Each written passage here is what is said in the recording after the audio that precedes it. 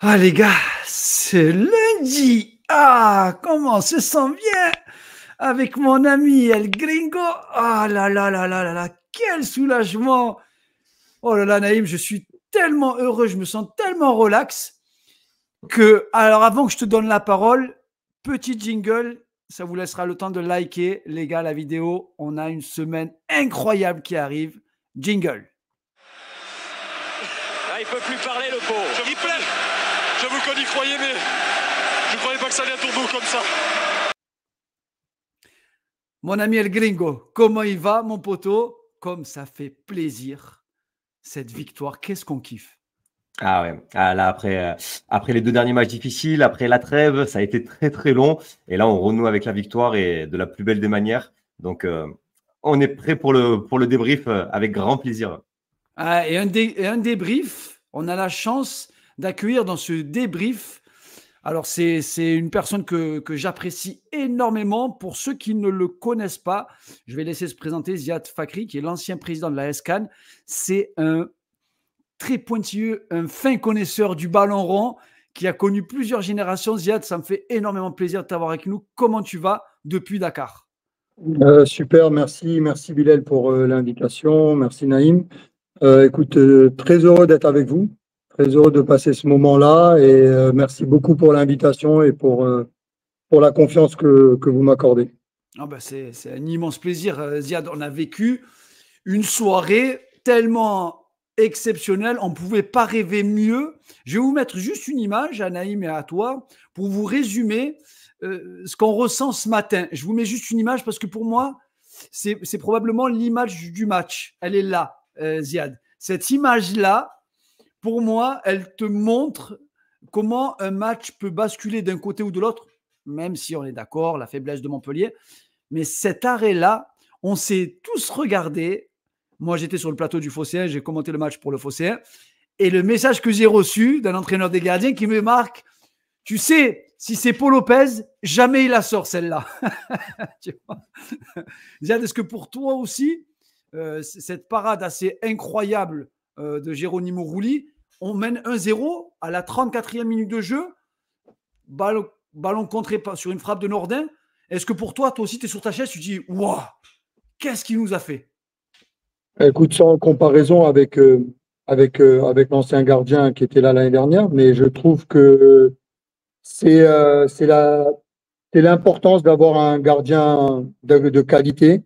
Quand il y a une équipe qui domine et une équipe qui a des grandes ambitions, tu sais pertinemment que tu vas avoir quelques occasions contre toi. Il va falloir que ton gardien réponde présent et elle est là aussi, comme tu dis, la différence aujourd'hui sur un gardien de haut niveau qui te permet de maintenir ton avance et d'avancer sereinement sur la suite du match. Après, on reparlera du scénario, mais c'est vrai que cette parade-là, elle permet en tout cas à l'OM de conforter son avantage et il est extrêmement important à ce moment du match.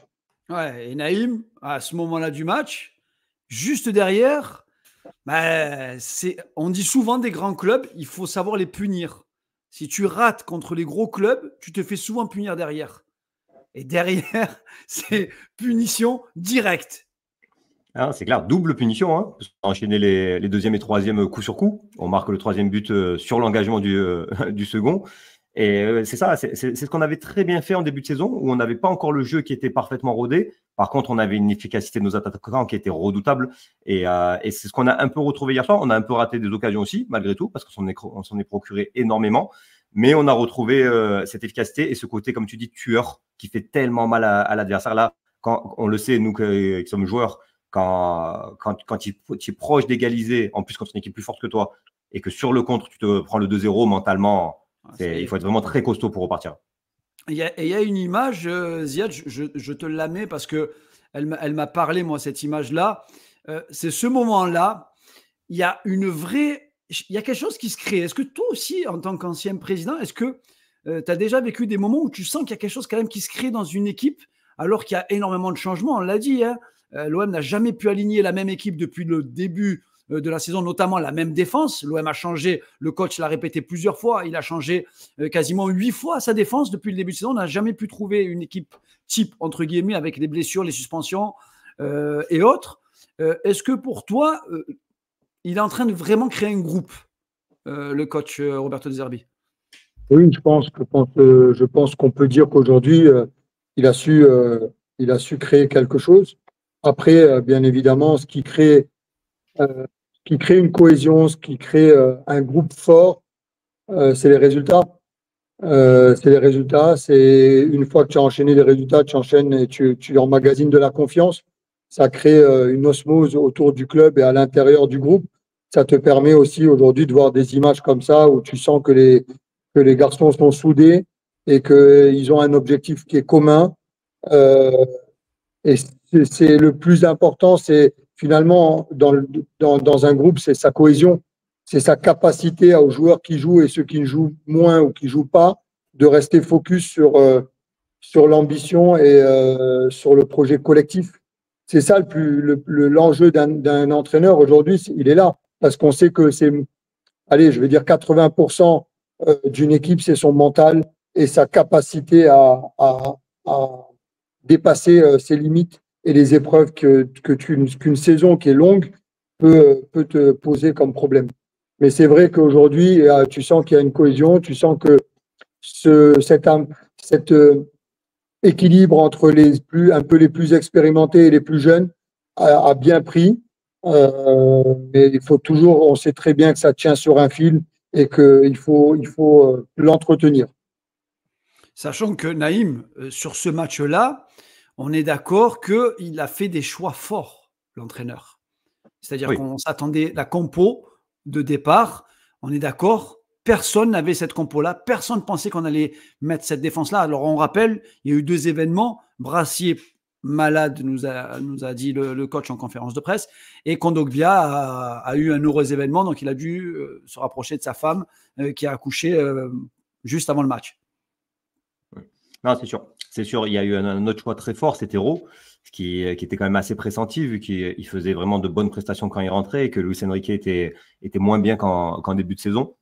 Et donc, des choix forts qui ont quasiment tous été payants, puisque les latéraux, bon, Lirola était plus discret, mais Garcia a quand même fait un match cohérent et surtout apporte quelque chose que Brassier n'apporte pas dans ce rôle-là. Hein. C'est un vrai latéral et on va en reparler. Et donc, vraiment, ça a été très intéressant, des choix payants et surtout, vraiment, son idée de jeu. J'ai vraiment aimé la phrase où il a expliqué on a changé la stratégie entre guillemets, puisque là, on avait vraiment 2 vrais latéraux et surtout, on était à 3 au milieu. On n'était plus avec 2 6 et un 10, mais vraiment avec une pointe basse et 2 relayeurs. Mais il a dit mais on n'a pas changé nos intentions de jeu et notre volonté de jouer. Et ça, c'est vrai. Ça a juste été mieux fait. Alors tiens, Ziad, est-ce que j'ai bien aimé l'interview de Florent Thauvin avec Zach Nani, il dit une phrase, c'est plus facile de bien jouer quand j'ai des bons joueurs avec moi. C'est la phrase de Florent Thauvin. Alors, Naïm, il a fait, juste avant qu'on regarde le focus, est-ce que pour toi aussi, c'est les joueurs qui font le système et non le système qui fait les joueurs finalement? Je pense que c'est un équilibre entre les deux. Aujourd'hui, évidemment, plus tu as de la qualité, plus c'est facile de jouer au football. On n'est pas étonné par cette formule, mais aujourd'hui, il faut se rendre compte d'une chose, c'est que c'est pour ça que c'est très important qu'un entraîneur soit là dans la durée, qu'il soit là en amont, parce qu'aujourd'hui, quand tu sais dans quel système tu vas jouer, tu vas chercher les joueurs qui sont à l'aise dans ce système-là. Après, il n'y a pas de vérité, ça ne veut pas dire que ça marchera. Mais plus tu prends des joueurs qui rentrent dans ton système, et plus c'est facile de le mettre en place et d'enchaîner. Aujourd'hui, c'est là où le recrutement, finalement, est primordial en relation avec un entraîneur. C'est pour ça que, pour moi, il faut toujours que l'entraîneur soit lié à 100% avec son recrutement. Après, tu as toujours des opportunités. Tu as toujours des choses. Aujourd'hui, il y a eu l'opportunité de Rabiot. C'est un excellent joueur. Il rentre dans le système, donc tout va bien. Mais je pense que même si un joueur, des fois, de ce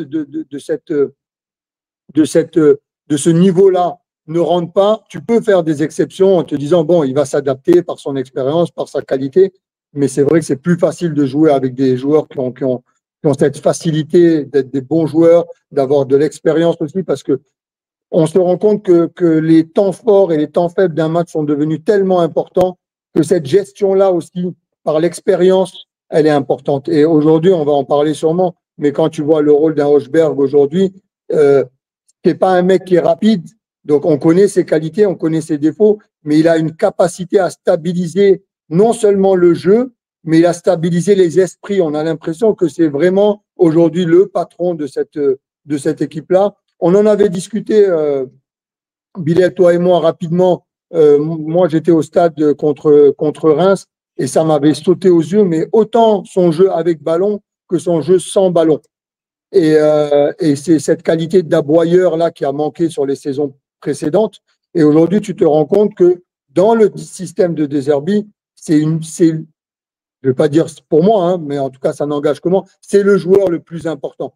Je n'aime pas tirer une individualité sur un collectif, mais je parle d'assise et d'expérience et de tout ce que ça engendre. Tu sens que c'est vraiment la pièce maîtresse de ce système-là.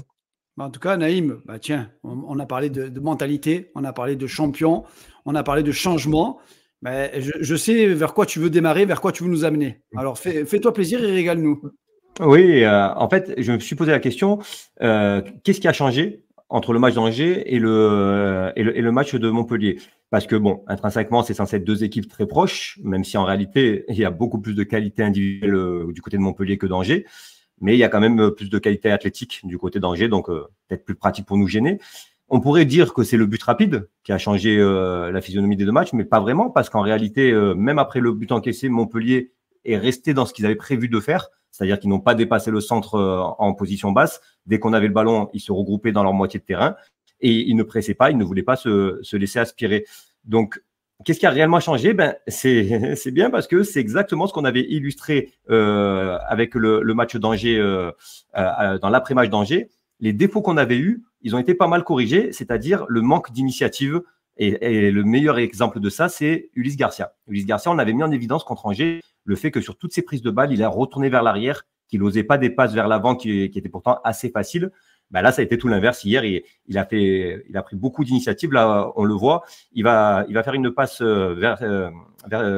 horizontale sur Rowe, mais de suite, après avoir donné le ballon, vous allez voir, il va se projeter immédiatement, chose qu'il n'a quasiment jamais fait contre Angers. Il va emmener des joueurs avec lui, ce qui va permettre d'ouvrir l'espace côté gauche et ce qui permet de créer une supériorité là-bas où va s'engouffrer Rowe avec Harit. Et ça, il l'a fait plusieurs fois pendant la première mi-temps. On le voit là encore, là, Rowe récupère le ballon, de suite, projection, beaucoup de détermination dans sa course. Il emmène des joueurs, il ouvre l'axe et ça permet à Rowe de donner un très bon ballon à Wai qui sera un peu trop long malheureusement, mais dans l'esprit, c'était vraiment la perfection de ce qu'il fallait faire. On retrouve encore le même schéma et ça s'est répété vraiment. On le voit encore, il part de très loin, une course déterminée avec l'objectif vraiment de prendre cet espace. Et là, il va délivrer un de ses très bons centres qu'il aura donné pendant la première mi-temps. Donc là, ça a été enlevé de peu devant Højbjerg. Mais c'est tout ce qui a manqué vraiment, ça et la justesse technique. Ça, la justesse technique, on avait vu que ces passes dans le cœur du jeu, on les avait fait contre Angers. On avait réussi la première passe qui était pourtant difficile, mais que derrière, on ratait peut-être ce qui était le plus facile, c'est-à-dire le contrôle. Là, pour Harit, c'est pas facile, hein, il est pris, mais il va réussir une très bonne prise de balle et surtout une très bonne passe entre deux joueurs montpelliérains, ce qui va, avec un bon appel de Lirola, qui lui, en une touche, va lancer derrière Greenwood après avoir récupéré le ballon. Donc là, tout est fait dans la verticalité, dans la détermination, dans l'envie d'aller vers l'avant. Et c'est une action, pareil, qui va être très dangereuse. Là, finalement, la déviation de Wai ne trouvera personne. Mais tout a été juste à la fois dans les choix et dans la justesse technique. Là, encore une fois, densité, jeu dans l'axe, on disait c'est dur de jouer dans l'axe, on s'obstine. N'empêche qu'on a réussi. C'est une action très intéressante qu'on reverra d'ailleurs un peu plus tard dans une autre vidéo. Harit qui s'appuie sur Wai. Superbe remise de Wai. Et là, malheureusement, c'est les petits défauts toujours d'Amin Harit, c'est de ne pas toujours prendre les bons choix. Là, il y avait un très bon ballon à donner à Rowe. Et finalement, il rate complètement sa passe. Mais tout ça pour dire que, en fait, vraiment, on a corrigé ce qui a été notre principal défaut contre Angers, les prises de risque, les prises d'initiative et la justesse technique. Ouais, et quand tu corriges tout ça, et j'associerai même une dernière chose qu'on voit, Naïm, et voilà, je vais juste la remettre parce que je trouvais ça vachement intéressant. Quand on fait juste un arrêt sur image, hop là, juste ici, je m'arrête juste là, et tu vois, attends, hop là, c'était juste un peu après, juste ici. Alors, hop, je vais le mettre juste là parce qu'il y a, voilà, moi, ce qui me plaît, c'est que tu vois, hop là, attends, c'est peut-être l'action d'après. Moi, j'ai vraiment aimé le changement avec Harit et Højbjerg et Rabiot. On va y venir après sur Rabiot. Voilà, je fais arrêt sur image ici. On voit bien Amin Harit, on voit bien Rabiot et on voit bien Højbjerg. On voit bien ce triangle inversé, et c'est ce triangle-là. Avec, comme tu disais, Ziad, tout à l'heure, tu as dit quelque chose de très vrai, c'est que Højbjerg, il n'hésite pas à venir se placer entre Balerdi et entre Cornelius.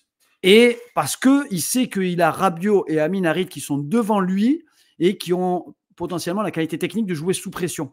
Et je trouve, comme dit Naïm, il y a un changement de mentalité sur ce match-là. Il y a eu un vrai changement de mentalité. Il y a eu un vrai changement d'état d'esprit. Mais il y a aussi une qualité technique bien au-dessus, et qui est synthétisée par des joueurs qui ont élevé leur niveau. Mais si on peut regarder l'image, ce qui est flagrant aussi,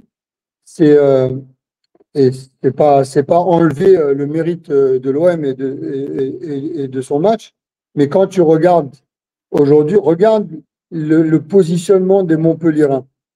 Il n'y a aucun qui est proche d'un Marseillais.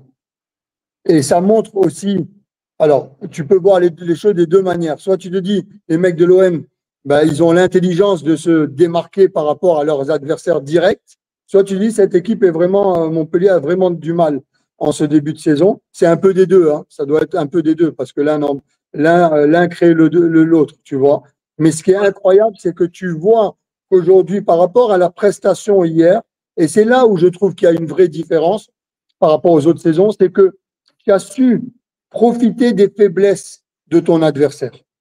Et tu n'as pas attendu soit un exploit individuel, soit un fait de jeu. Tu vois qu'il y a eu une intelligence et que les joueurs ont su appuyer où ça faisait mal et prendre les espaces qui te permettent aujourd'hui de te créer autant d'occasions et autant de buts. Après, oui, il y a de la réussite, il faut que toutes les étoiles soient alignées aussi pour finir un match à l'extérieur à 5-0. Mais aujourd'hui, tu te rends compte que ce mélange des deux est très intéressant aujourd'hui par rapport à cette équipe de l'OM. Naïm, ce qui était intéressant, c'est qu'en avant-match, Ziad, ce qui s'était passé, c'est qu'en avant-match, on avait tourné l'avant-match avec un supporter montpelliérain qui nous a parlé des difficultés de Montpellier, de Der Zakarian. Mais en avant-match, on avait souligné le fait que les joueurs de Montpellier, quand ils lançaient un pressing, ils étaient toujours loin du porteur de balle. Tu vois, on avait déjà montré en disant, ils ont toujours ce retard, ils ne sont pas prêts à venir mordre la cheville du porteur de balle. Mais Bilal, c'est la tête.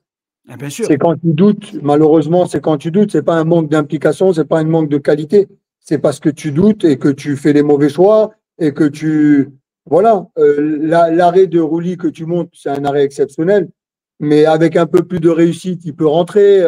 Il y a plein de choses, il y a plein de. Derrière Adam, c'est incroyable.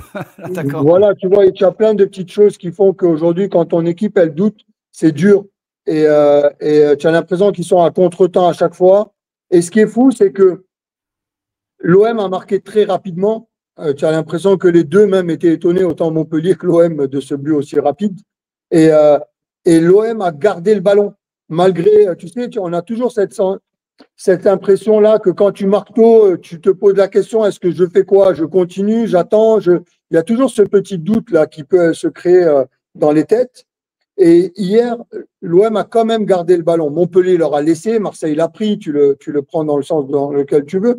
Mais ils ont continué à garder ce ballon-là et continuer à mettre la pression. Et tu as aussi, si tu remarques, l'année dernière, si on doit comparer à la saison la plus proche, quand un joueur était moins bien, tu le sentais sur tout l'effectif. Enfin, surtout le 11 qui était présent sur le terrain. Aujourd'hui, tu te rends compte qu'un mec comme Harit, il a eu du mal dans les 20 premières minutes à rentrer dans son match. Mais il a gardé cette conviction-là. L'équipe est restée focus autour. On lui donnait toujours autant de ballons. Tu vois ce que je veux dire? Il a tenté. Et tu sens que ça aussi, c'est dans l'état d'esprit. Et derrière, il marque. Il fait finalement une très bonne deuxième mi-temps. bien meilleure que sa première. Mais tu as senti que dans ces 20 premières minutes-là, il était un peu moins bien. Il était un peu en retard sur ses prises de décision et il est monté après un peu comme un diesel. Et ça, aujourd'hui, ça fait partie de ces qualités-là aujourd'hui d'un groupe, c'est de pouvoir se rester, on va dire, derrière son joueur, même s'il est un peu moins bien. Tu sens que, voilà, mais regarde le cas de Wai. Aujourd'hui, Wai, il est sifflé le premier ou le deuxième match. C'est pas évident. Il arrive dans un club où il y a beaucoup de pression. Et hier, il fait une prestation très intéressante. Vraiment très intéressante. Ziad, pendant que tu en parles, Naïm, il a monté la vidéo sur Wai parce que il y a 2 joueurs. On a fait 2 focus sur 2 joueurs, et notamment Eddie Wai. Et tu vas voir, on a vraiment fait un focus sur son match qui est son meilleur match depuis le début de saison avec l'Olympique de Marseille. Pas parce qu'il a marqué, mais c'est plus dans le contenu où il a été omniprésent. Et finalement, c'est son match référence, Naïm. Oui. Clairement, c'est son match le plus abouti. Ça a été reconnu, universellement reconnu. Même s'il avait fait un bon match dans le jeu contre Toulouse déjà. Mais là, on voit une différence dans l'attitude, dans la disponibilité. Là, il décroche, il vient demander le ballon dans le bon intervalle. Il va avoir de la réussite sur la prise de balle, ça c'est vrai. Mais n'empêche que derrière, il se retourne rapidement, il donne le ballon. Et moi, ce qui m'a vraiment plu sur cette action, c'est que de suite, dès qu'il a donné, on voit ici sur cet arrêt sur image, sur la position de son corps, il n'a qu'une idée en tête, c'est se retrouver à la finition de l'action. Je pense qu'il se disait peut-être que Greenwood allait provoquer puis lui centrer. Mais dans tous les cas, il s'est retrouvé, il est parti pour se retrouver. C'est pour ça qu'il a ce temps d'avance et c'est pour ça qu'il peut marquer. Et vraiment, c'est ça qui a beaucoup changé pendant ce match. J'ai trouvé, c'est la confiance et la confiance est sûrement due au son but rapide, mais surtout sa détermination. Là, c'est un duel qu'il n'aurait pas gagné dans les premiers matchs de début de saison parce qu'il s'est vraiment battu pour l'avoir. Et là, on voit que naturellement, le joueur aurait peut-être voulu de donner un ballon simple devant lui là pour les 2 qui allaient se retrouver en supériorité. Mais voilà, cette confiance retrouvée le fait tenter un geste plus difficile, même s'il y a l'espace pour donner le ballon, elle est difficile. Il faut faire un éclair pied droit qui doit arriver pile au bon endroit. D'ailleurs, il sera un poil court, ce qui va forcer Greenwood à ralentir. Mais bon, comme on a un joueur totalement hors norme qui, même à l'arrêt, peut éliminer et finir dans le petit filet, ça fait but quand même. Et là, encore une fois, c'est l'action de tout à l'heure. Je voulais qu'on la revoie. Donc, ce qu'on a vu, c'est son jeu en remise excellent, donc ce qui rappelle la remise qu'il avait fait contre Toulouse et le deuxième but. Mais c'est surtout la finalité de l'action. Juste avant qu'Harit fasse le mauvais choix, voilà. Là, sa position, son orientation du corps, il est prêt à partir. Et surtout, si vous vous souvenez bien, sur les premiers matchs, il était très, très souvent hors jeu, sûrement par un manque de concentration. Ben là, il est parfaitement placé, la distance parfaite pour ne pas se mettre hors jeu, mais tout en étant prêt à partir si Harit lui donne un bon ballon. Donc, à la fois dans l'envie, l'agressivité, dans sa maîtrise technique et dans sa confiance en termes généraux et sa concentration, j'ai trouvé que c'était un Wai vraiment métamorphosé par rapport au premier match. Et ça rejoint un peu ce que dit Ziad, c'est à quel point la confiance peut te changer un joueur. Mais alors, je suis complètement d'accord avec toi. Tu le sens, alors au-delà de le voir aussi investi, tu le sens libéré. Libéré d'un poids. Tu sens que sûrement il a dû avoir beaucoup de discussions avec son coach. Tu sens que la confiance de son coach aussi, le fait qu'il le mette d'entrée. Et il y a un paramètre aussi qui est pour moi important. Peut-être que je me trompe, mais c'est qu'il revient chez lui. Et il n'y a pas plus facile que de retrouver la confiance quand tu es dans un jardin que tu connais. Et aujourd'hui, il se retrouve à Montpellier où il a passé du temps. Et tu as l'impression qu'il est libéré. Et qu'il ne se pose pas la question, qu'il n'a pas la pression d'un vélodrome, tu vois, il n'a pas la pression d'un autre stade qu'il ne connaît pas, où il arrive avec le maillot de l'OM. Là, il était peut-être inconsciemment, ça va du domaine de la psychanalyse ce que je fais, mais ce que je veux dire par là, c'est que aujourd'hui, tu te rends compte que le mec, il est chez lui et que tu l'as senti, il est en train de jouer dans son jardin et qu'il tente des choses, comme tu dis, c'est révélateur, la passe de l'extérieur qui met, alors que aujourd'hui un joueur en manque de confiance, soit il met derrière tout de suite à gauche, soit il s'arrête même pour voir ce qu'il doit faire. Et là, tu vois que c'est fluide, qu'il y a une prise de risque. Il peut en mettre un deuxième, il marque un but, il fait une passe D. Tu as senti un joueur libéré d'un poids. Et je pense que c'est de bon augure. Après, il y a la saison, encore une fois, je me répète beaucoup sur ça, mais la saison, elle est longue. Et il va falloir être très vigilant. parce qu'il y a la semaine prochaine un match où la pression sera énorme et il va falloir savoir la gérer celle-ci. Mais ce qui est bien, Ziad, Naïm, je vous le mets quand même à l'écran, je vous le mets à l'image. Je vais enlever quand même la publicité. La déclaration du coach à la fin du match sur Wai, on sent vraiment qu'il est vraiment soutenu par le coach. Tu vois, il dit il a bien travaillé cette semaine. La semaine est presque toujours le reflet des performances du dimanche. C'est un joueur avec un talent énorme. Il a un potentiel que peu de neufs ont. Peu de neufs sont aussi complets que lui. C'est un joueur qui a besoin de confiance. J'espère que cette prestation, et pas que son but, va l'aider à gagner en confiance. On doit l'aider. C'est un joueur qui a du potentiel pour le club et à seulement 21 ans, il a du potentiel pour toute la France, pas que pour l'Olympique de Marseille. Cette déclaration-là, Naïm, avant le Classico, quand tu sors ce genre de déclaration-là, Ziad, il a parlé de mindset, comment dans la tête, on rentre dans la tête d'un buteur, parce que le buteur, c'est pas un joueur comme un autre. Le buteur, c'est un peu, pour moi, Naïm, le buteur, c'est un peu comme le gardien. Quand tu lui rentres dans sa tête, tu peux le débloquer une micro-faille, et dans sa tête, s'il a confiance en lui, qu'il croit en ses qualités, ben en fait, il va te donner la pleine mesure de son talent. Oui, c'est surtout à une époque où les stats comptent énormément, malheureusement. C'est quelque chose que je regrette beaucoup, mais on juge énormément les attaquants sur la stat aujourd'hui, beaucoup plus qu'avant, même si c'était déjà un peu le cas. Donc, c'est clair que ça lui fait du bien. Et De Zerbi n'a jamais caché vraiment que c'était le numéro 1, qu'il avait confiance en lui. Et De Zerbi, je pense, a une vision à long terme du projet de l'OM. Et c'est pour ça que des joueurs comme Wai ou comme Brassier, même s'ils sont peut-être pas encore totalement prêts dans son système, on l'a vu, que Mopé était plus adapté à l'heure actuelle à jouer dans ce style de jeu-là. Mais je pense que De Zerbi a vraiment une vision à long terme et qui veut imposer ces choix-là sur la durée. Et c'est pour ça qu'il a confiance en Wai, qui lui donne de la confiance. Et ben, sur ce match-là, il lui a bien rendu. On oublie trop souvent que c'est un très, très jeune joueur qui joue pour la première fois dans un très gros club.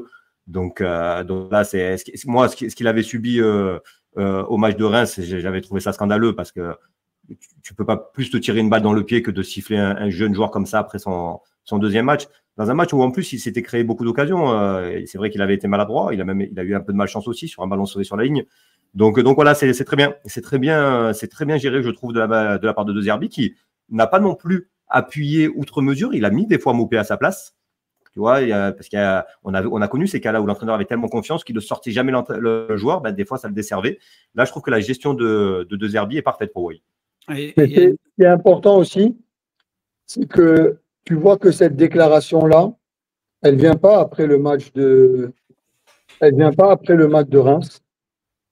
Et si elle vient maintenant, c'est que tu as 3 mois depuis la reprise à peu près, 2-3 mois, et tu te dis que l'entraîneur aujourd'hui a eu la pleine mesure d'analyser les hommes, parce que l'humain qui est en face de lui, pas le joueur, l'humain, et il sait aujourd'hui quel joueur a besoin d'affectif, quel joueur a besoin qu'on lui rentre un peu dedans.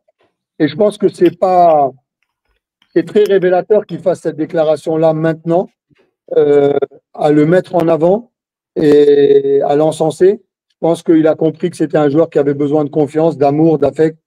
Et il a attendu, je pense, le bon moment de bien connaître le joueur sur ce dont il avait besoin avant de faire une déclaration finalement personnelle sur le joueur et sur ses capacités et sur son talent. Et il y a un autre joueur, Naïm, qui a attendu le bon moment aussi pour le lancer et qui, pour toi, c'est finalement l'élément majeur de ce match-là. On ne parle pas d'Heuberg qu'on a déjà vu, on parle d'un autre joueur qui a un talent bien évidemment reconnu, qui est une surprise pour tout le monde. C'est le génie Benassia qui a été, on ne sait toujours pas comment il a pu le ramener, mais voir en début de match sur la composition Heuberg, Rabiot au milieu de terrain, moi ça reste toujours un choc. Je le précise parce que tu finis une saison 8e et on est l'Olympique de Marseille, on ne joue pas de Coupe d'Europe et tu as Heuberg, Rabiot au milieu de terrain. Je pense que les gens ne se rendent pas compte que tu as deux joueurs qui peuvent jouer quasiment dans le top 10 Europe, hormis peut-être Manchester City et encore dans la rotation, aucun problème. Mais hormis le Real Madrid, Manchester City, tu as deux joueurs qui peuvent jouer dans n'importe quel club en Europe. Et Rabiot hier, tu vas nous dire un petit peu ce que tu en as pensé. Ouais, j'ai voulu faire un focus sur Rabiot parce que j'ai vu qu'il avait eu des notes assez moyennes Je pense que c'est en particulier pour son jeu avec ballon, où c'est vrai qu'il n'a pas fait des choses extraordinaires, même s'il a été très très juste techniquement. Mais je pense que c'est trop nier son jeu sans ballon. Et justement, dans la continuité de ce que j'expliquais sur la première vidéo, les choses qui ont énormément changé, eh ben, il y a la verticalité qu'apporte Rabiot par la course.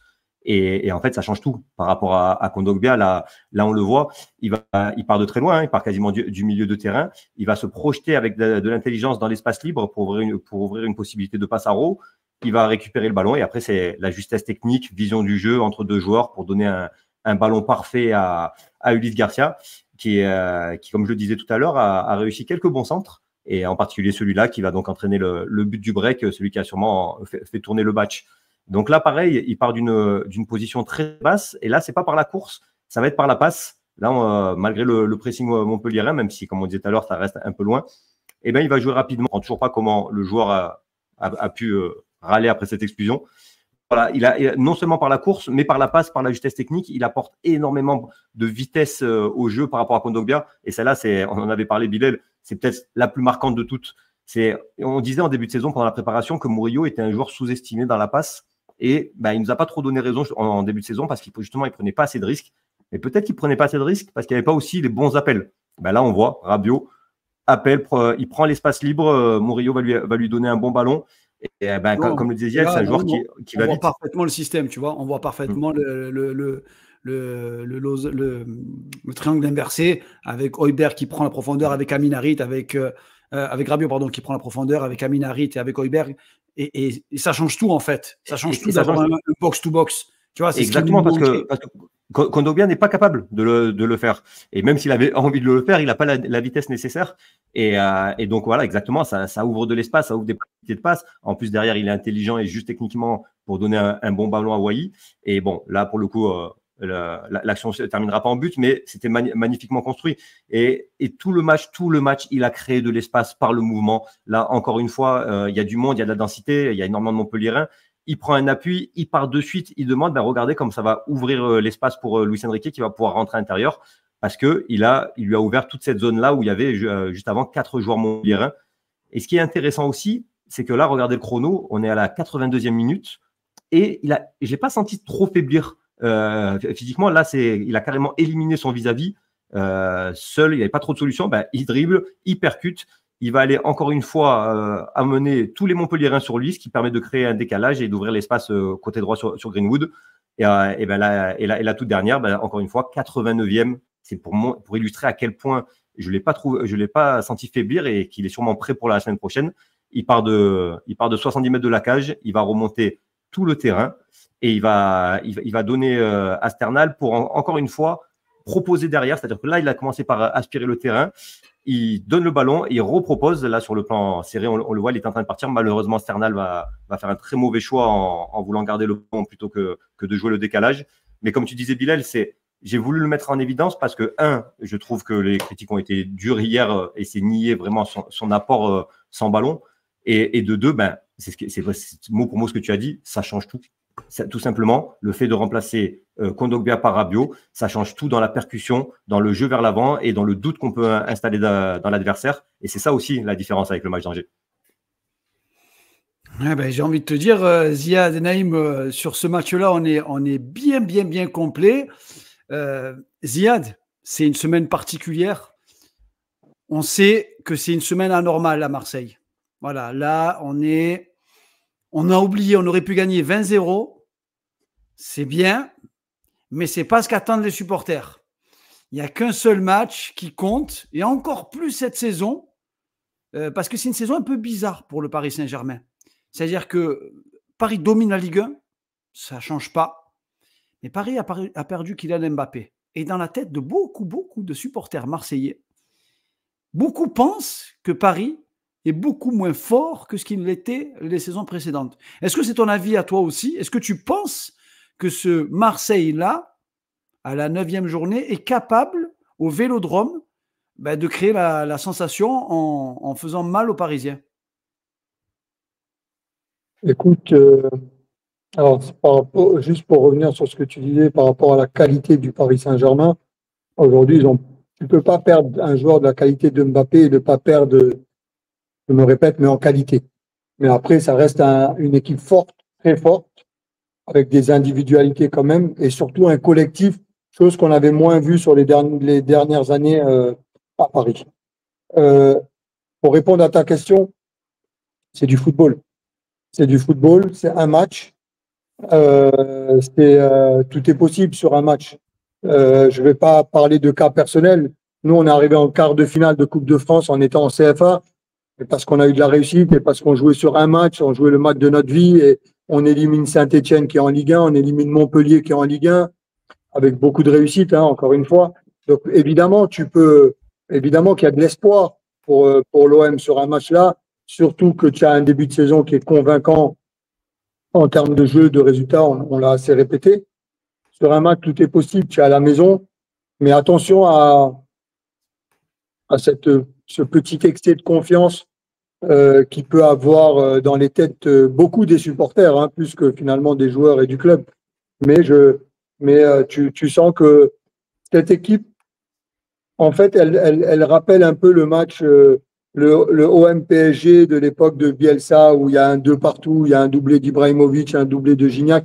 J'ai l'impression qu'il y a un collectif qui peut aujourd'hui répondre. Mais il faut garder les pieds sur terre et se dire que c'est un match de prestige parce que voilà, c'est la rivalité. Mais il faut s'enlever cette pression-là qui est très forte sur un match comme celui-là et se dire que tu n'as rien à perdre et que ça reste finalement 3 points et que aujourd'hui tu as un adversaire à qui tu peux faire mal, qui aussi a des failles, qui encaisse beaucoup de buts. Je trouve que le PSG gagne, mais le Paris Saint-Germain encaisse beaucoup de buts cette saison. Donc tu as aujourd'hui, oui, tu as l'impression que si c'est le moment pour l'OM de battre Paris, ça peut être cette semaine-là.